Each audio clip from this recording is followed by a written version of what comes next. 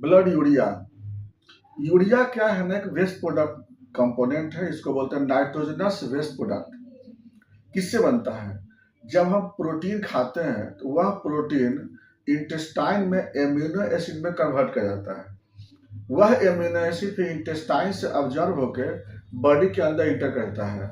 Body में जाने के बाद एमिनो एसिड जुड़ करके अब फिर प्रोटीन तैयार करते हैं। मेरे बॉडी में वह प्रोटीन से एंटीबॉडी बनता है, रिसेप्टर बनता है, मसल के प्रोटीन बनते हैं, बोन के प्रोटीन बनते हैं, लिगामेंट है, टेंडन है, स्किन है, हेयर का प्रोटीन और बहुत सारे प्रोटीन बनते हैं।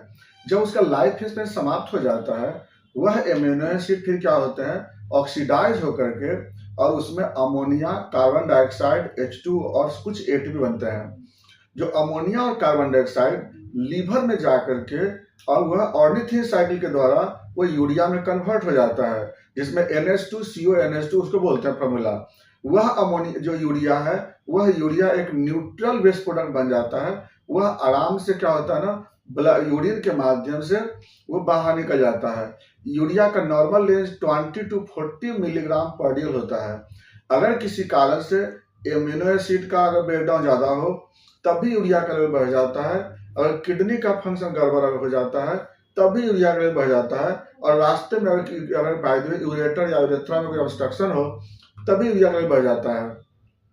तो यूरिया का लेवल ब्लड में बढ़ जाने को हम यूरेमिया बोलते हैं। जब यूरिया का लेवल जब नॉर्मल से ज़्यादा हो जाता है, ब्लड में 40 मिलीग्राम ज़्यादा हो जाता है, उसको हम लोग यूरेमिया बोलते हैं। यूरेमिया होने के कारण बॉडी में ओडिमा भी हो सकते हैं, बॉडी में इफ्यूजन भी होते हैं और उसके कारण बॉडी में स्वेलिंग भी हो जाते हैं और कई तरह के इफेक्ट भी आपको देखने को मिलता है।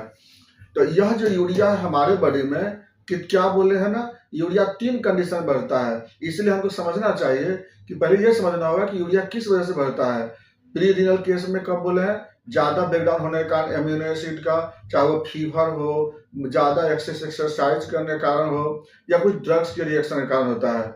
Kidney problem most common cause होता है यूरिया बढ़ने का।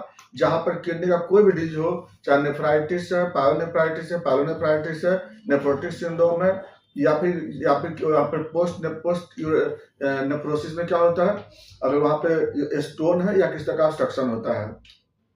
तो सबसे पहले हम लोग यूरिया जो बढ़ने का कॉज को समझेंगे और तब फिर हम लोग उसका ट्रीटमेंट करते हैं।